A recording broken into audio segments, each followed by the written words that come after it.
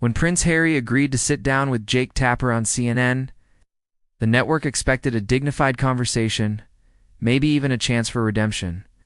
After months of criticism and public fatigue, this was meant to be a quieter moment. It's an opportunity for the Duke of Sussex to steady his public image. But from the instant the cameras began rolling, it became apparent this wouldn't be a calm exchange. It was destined to become something sharper, a clash of egos wrapped in civility. The CNN studio that evening had the sterile stillness of a courtroom before a verdict. The crew moved quietly, double-checking lights and sound. Jake Tapper sat at his desk, reviewing notes with his characteristic calm, his face a study in neutrality. He'd faced generals and presidents, diplomats and demagogues. But tonight's guest was unlike any of them, a man born into spectacle, yet haunted by it. Both subject and critic of the monarchy that had defined him, when Prince Harry entered, the atmosphere shifted. Dressed in a tailored gray jacket and open-collared white shirt, he looked relaxed but controlled, his demeanor carrying that practiced blend of ease and defensiveness that had come to define him. He greeted the crew politely, though his nods lacked warmth. There was confidence in his stride, or perhaps defiance masquerading as it. "Harry." "Thank you for joining us tonight," Jake began, rising to shake his hand. "Pleasure," Harry replied smoothly, the word carrying the precision of courtesy rather than genuine sentiment. "Good to be here, I suppose." They sat opposite each other beneath the studio lights, his two figures separated by a polished glass desk, but divided more profoundly by the unspoken tension of the moment. The opening music faded. The red light blinked on. Jake began evenly. "Prince Harry, you've said living in America has given you a new sense of freedom. I'd like to start there. How is that freedom treating you?" Harry leaned back, the faintest smirk touching his lips. "Freedom's quite nice, Jake. Waking up without being told what to do by a 100-year-old institution is refreshing." Jake smiled lightly, the kind of smile that wasn't agreement so much as acknowledgement. "So life in California suits you?" "It's paradise," Harry said, with the offhand air of someone describing a safe house. "The air's cleaner, the press is marginally less hostile, not by much, and people actually smile when you walk past them." "You miss the UK at all?" Jake asked. Harry's expression flickered, the calm mask slipping for an instant. "I miss certain people," he said. "Not the circus. The rest I can live without." Jake noted the shift but didn't press. "Not yet. You've spoken about stepping back from royal duties to live a more authentic life. How would you describe that authenticity now?" Harry crossed one leg over the other, posture deliberate, rehearsed. "Authenticity," he said slowly. "It's about not performing for anyone. For the first time, I can just be who I am, not who the monarchy, the tabloids, or the public expect me to be." Jake tilted his head. "That's interesting. You've done several interviews, a documentary series, and a memoir, all about defining who you are in the public eye. Isn't that, in a sense, still a performance?" The smirk faded. "You could call it that," Harry replied after a pause. "Or you could say, I'm finally taking control of my own story. I think that's something most journalists wouldn't understand." Jake's eyes held a flicker of amusement. "You might be surprised what journalists understand." Harry leaned forward slightly, his tone edged. "Understanding and compassion aren't the same thing, are they?" "No," Jake said evenly. "But neither are facts and feelings." The temperature in the room seemed to drop. The crew exchanged quiet glances. Harry gave a short, humorless laugh. "You're good at this, Jake," that calm, reasonable tone. "Slightly patronizing. Must work wonders on politicians." "It's not meant to be patronizing," Jake replied. "Just curious." "Curious," Harry repeated, the word tasting bitter on his tongue. "That's a polite way of saying intrusive." Jake folded his hands, unbothered. The public is curious about a man who's made a career out of rejecting the spotlight while standing directly in it. Harry's eyes narrowed. "You mean people like you?" "I mean the audience," Jake said calmly. "The same people who watched your Netflix special, read your memoir, and tuned in tonight to hear your side again." Harry gave a soft, mirthless laugh. "And you think that makes me a hypocrite?" I didn't say that, Jake answered carefully. But it's a fair question. You've spoken about privacy, yet shared deeply personal details about your family. Where's the line? Harry's jaw tightened. The line, he said firmly, is where I draw it. No one else. Jake nodded. Even if that line keeps moving? That one hit. Harry's eyes hardened. You sound like the British tabloids, Jake. Next you'll tell me I'm ungrateful for wanting peace. Jake leaned back, tone unchanged. I'm just asking what peace looks like when it's on camera. The words hung between them like static. Harry exhaled sharply, his control beginning to fray. You see, that's the problem. People like you don't want peace. You want content? A headline that says, Harry loses his temper. You want a moment like this. Jake met his gaze steadily. You're giving it to me. The silence that followed was charged, not empty, but thick with all the things neither man would say aloud. Harry sat back, staring across the table. The studio suddenly felt smaller, the lights hotter. Somewhere behind the glass, a producer whispered, Keep rolling. Harry's composure cracked, just slightly. You know, I thought coming here might be different, he said. That maybe American media would actually listen. But it's all the same, isn't it? Everyone wants their pound of flesh. Jake didn't respond immediately. When he finally spoke, his voice was measured. Maybe. Or maybe people just want honesty. Not the palace version. Not the PR version, and not the self-exile version either. Just the truth. Ari's eyes flashed. Truth, he echoed. You wouldn't know truth if it walked into your studio with a crown on its head. Jake didn't blink. Maybe not. But I know when someone's avoiding it. That did it. Harry rose abruptly, his chair scraping the floor. You've got what you came for, he said coldly. Enjoy your headline. Jake remained seated, calm as ever. We still live, he said quietly. Harry paused, his eyes flickering toward the camera, that unblinking witness that had both defined and destroyed so many moments in his life. For a fleeting second, he seemed to realize the irony. Escaping the royal stage, only to walk onto another one. Then he turned and strode out of the studio, the heavy door closing behind him with a dull thud that echoed louder than any parting words could have. In the control booth, the silence that filled the space wasn't just shock. It was the awareness that they'd just witnessed something irreversible. Jake looked at the empty chair across from him and then back into the camera. His voice steady. We'll be right back. The red light blinked off, leaving the studio in the kind of quiet that follows a storm, the silence of aftermath, of consequences still forming. The studio air felt heavier after the first segment, the kind of weight that doesn't come from heat or light, but from unspoken tension. Jake Tapper straightened his notes, his voice calm, steady, and neutral. Let's take a short break, he said evenly. When we come back, we'll talk about family, legacy, and what Prince Harry says he's really fighting for. The red light above the camera blinked off. The hum of the equipment softened, but the tension didn't fade. It only changed shape. Harry leaned forward, his voice low but cutting. You wanted a reaction, didn't you? Jake didn't look up from his notes. No, Your Highness, he said quietly. Just an honest answer. Harry's jaw flexed. You won't get one if you keep treating me like a headline. Jake finally met his eyes. Then stop acting like one. For a moment, no one moved. In the control room, the crew froze, as if the slightest sound might break what little civility remained. The break had barely begun, but the interview was already perched on the edge of combustion.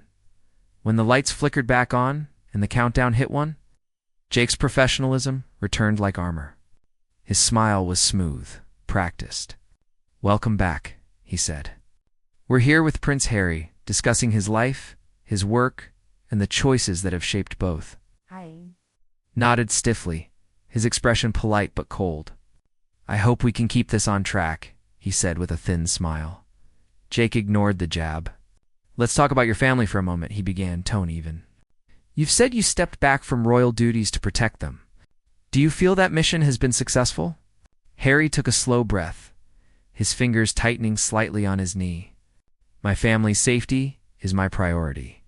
Meghan and I are raising our children away from the chaos of the British media, away from the lies, the distortion, the constant noise. In that sense, yes, it's been successful. Jake's next question came with careful precision.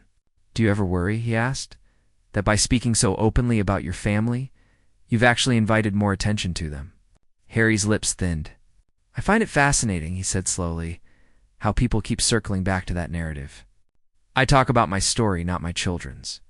The press, however, doesn't seem to know the difference. Jake nodded, unfazed. But you did share deeply personal details in your memoir, he continued. Conversations with your father, private exchanges with your brother. Harry cut him off sharply. Because people deserve to know the truth.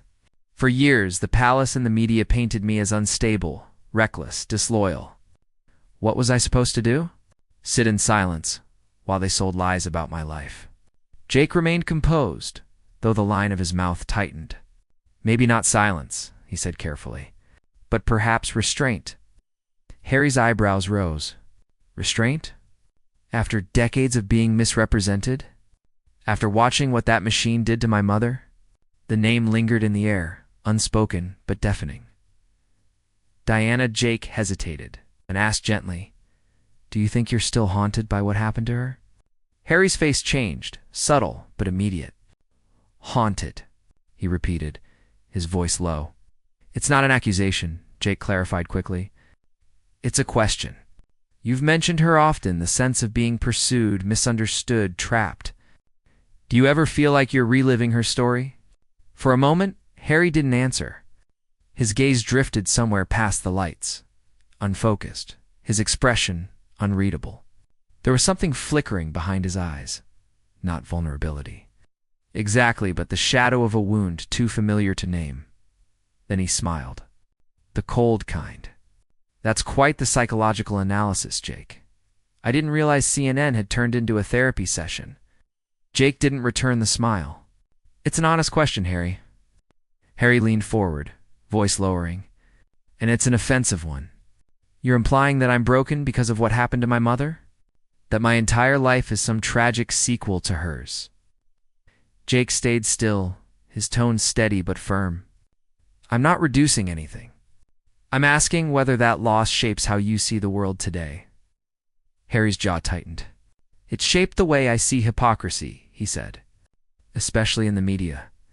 The same industry that hunted her, hounded her, and killed her, now pretending to care about my well-being. Forgive me if I don't feel like playing along. Jake's composure wavered for the first time, just barely. With respect, Harry, he said, you're not being chased through tunnels in Monaco. You're living in one of the most secure, exclusive neighborhoods in America. You've chosen to remain in the public eye. Harry's voice turned icy. That's rich coming from someone who makes a living off other people's lives. A low murmur rippled across the crew. One of the cameramen looked toward the floor. Jake inhaled slowly, visibly restraining himself. I think there's a difference between journalism and spectacle. Harry scoffed. Oh, spare me. You're all the same, the tabloids in London, the networks here. You want drama? You want blood. You'll poke and prod until someone bleeds. And then you'll call it news. Jake straightened his papers, but his patience had thinned. If you're suggesting that asking questions is provocation, he said coolly, then perhaps you shouldn't be sitting here. Harry's tone sharpened. Maybe I shouldn't be. But isn't it interesting how fast the American press shows its true colors when someone refuses to play nice? The air in the studio was electric now, the civility paper-thin. Jake leaned forward, abandoning the safety of neutrality. Harry, he said evenly, you've spent years talking about the media, blaming it, fighting it, profiting from it. You've built an entire brand around rejecting attention while constantly demanding it. Isn't that Harry's voice rose, cutting him off? Don't you dare talk to me about attention, he snapped. You people built your careers off ours, feeding on the monarchy's image while mocking it from a safe distance. You've all had your turn calling me confused, bitter, spoiled. But not one of you ever stopped to ask why. Jake didn't flinch. I just did. The words landed like a blade. Harry froze, his expression unreadable. For a few seconds, neither man spoke. The silence stretched thick as smoke. In the control booth, someone whispered, "Are we still live?" No one answered. Harry exhaled slowly, his voice quiet now, almost reflective. "You think this is about fame?" "It isn't. It's about freedom. For the first time in my life, I get to speak for myself, and if that makes people uncomfortable, so be it." Jake nodded slightly, his tone softening, but not surrendering. "Freedom comes with consequences, though. Every word you say, every silence you hold, they all carry weight. Maybe that's not the media's doing. Maybe that's the price of the platform you built." Harry looked at him for a long moment. The fight in his eyes didn't fade, but something else crept in. Fatigue, maybe. The quiet recognition of a point he couldn't entirely dismiss. The camera light blinked red again. "The world was watching. Then I'll pay it," he said finally. The silence that followed wasn't victory or defeat. It was something heavier, the stillness of two men realizing.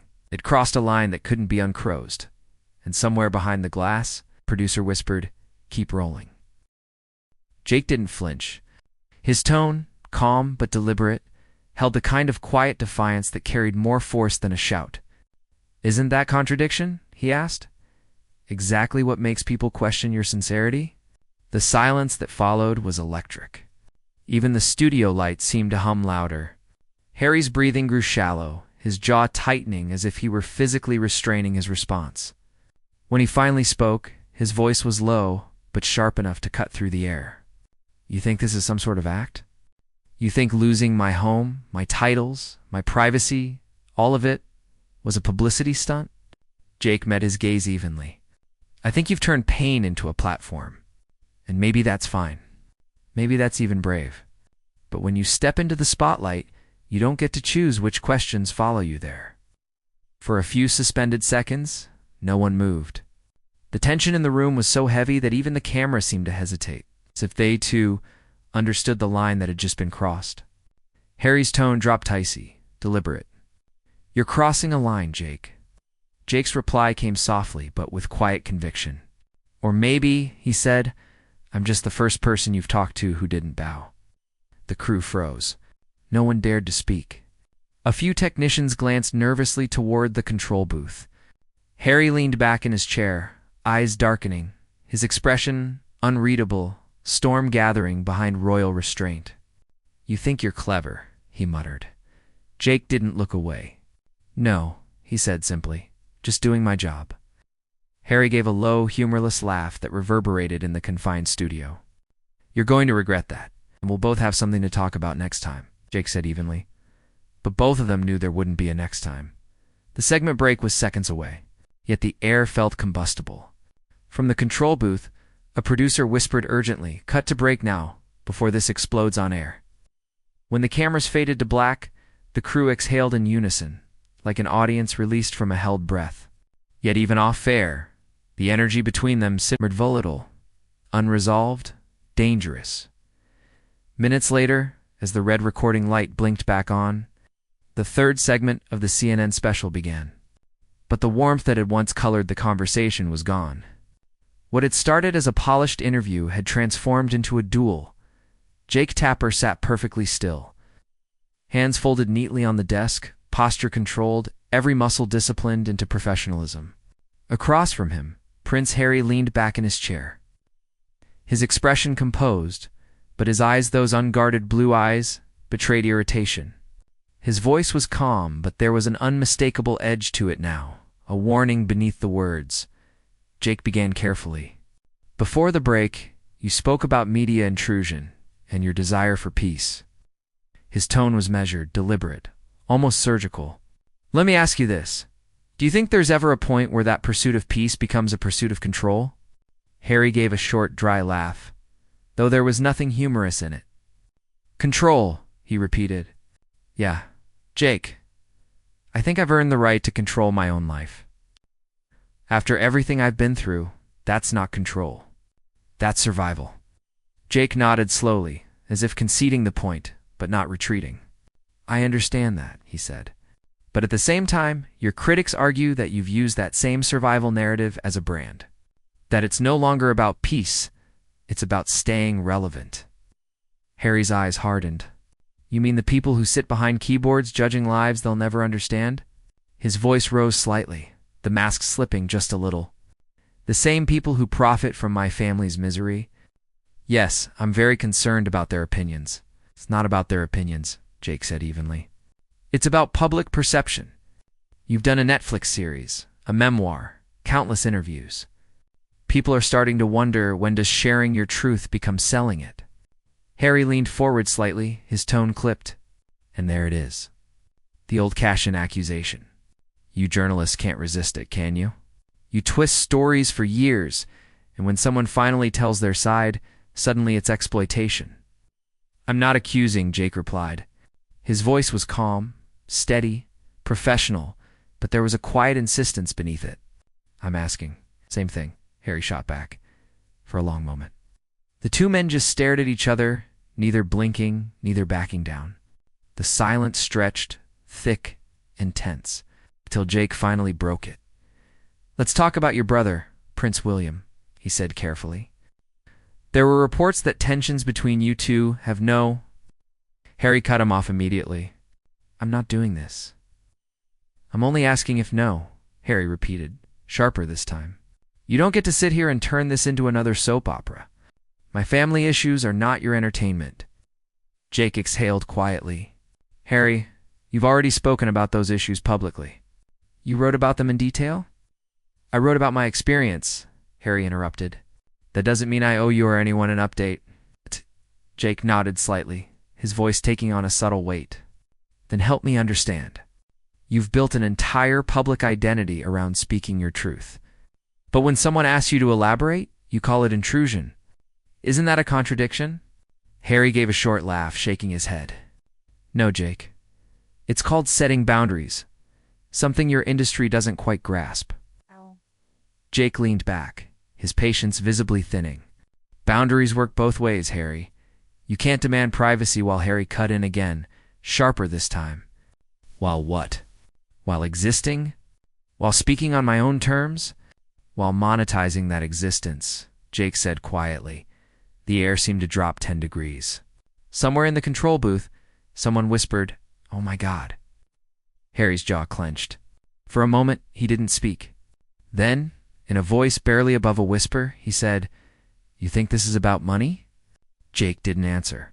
He didn't need to, Harry said, gesturing vaguely toward the cameras, the lights, the entire machine around them. This is exactly why I walked away. You call it journalism? I call it performance. You provoke. You sensationalize. And then you hide behind the word accountability.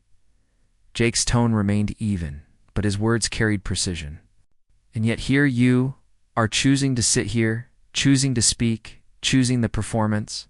Maybe that's the real contradiction.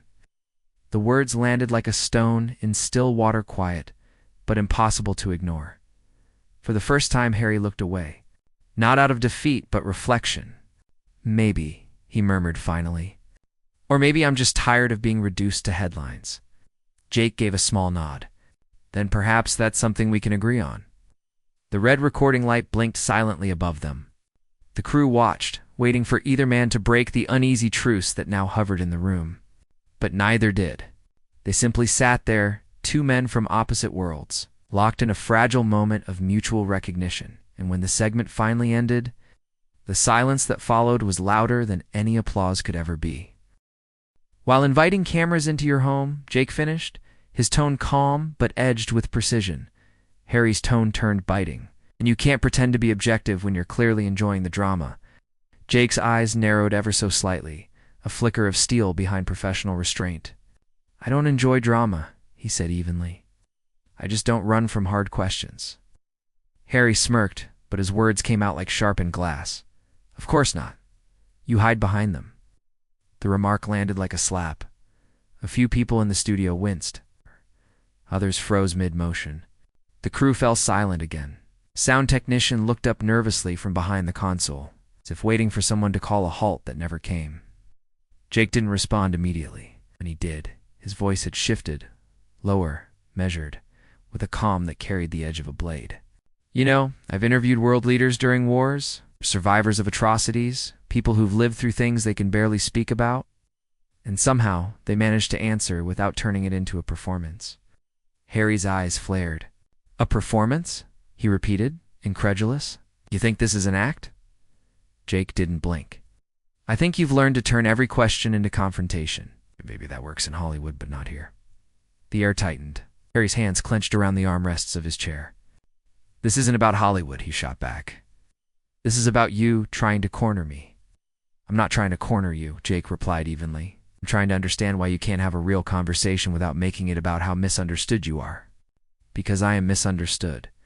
Harry's voice rose, his accent sharpening, the controlled poise slipping into raw frustration. You think you know me because you read headlines? Because you've watched a few interviews? I have no idea who I am. Jake stayed perfectly still. Stillness was its own kind of power. Then show us, he said quietly. The silence that followed was deafening. Even the hum of the studio lights seemed to vanish. Harry's breathing was audible now, shallow, uneven, betraying the heat beneath the composure. His face was flushed. His jaw worked furiously. You don't get to tell me how to be, he said finally, voice low and dangerous. You sit there pretending to care about truth when all you want is a viral moment. That's what this is, isn't it? A royal outburst. Good for ratings. Jake's response came slowly, each word deliberate. You know what's interesting, Harry? Every time someone challenges you, you accuse them of having bad motives. Maybe that's not about them. Maybe that's about you. That stopped Harry cold. For several long seconds, he said nothing. His eyes locked on Jake's, sharp and glittering, as if searching for a weakness and finding none. Then, leaning forward, he spoke in a voice so quiet it carried more threat than volume. You're lucky I'm not my father. Jake blinked. Excuse me? Harry smirked faintly, almost enjoying the confusion. He'd have walked out 10 minutes ago. Jake's expression didn't change. Maybe, he said calmly, he'd have handled it with more grace. The line hit like a punch. Harry's posture stiffened instantly. His face went pale, then flushed again with restrained fury. The tension in the room was unbearable, now thick enough to taste.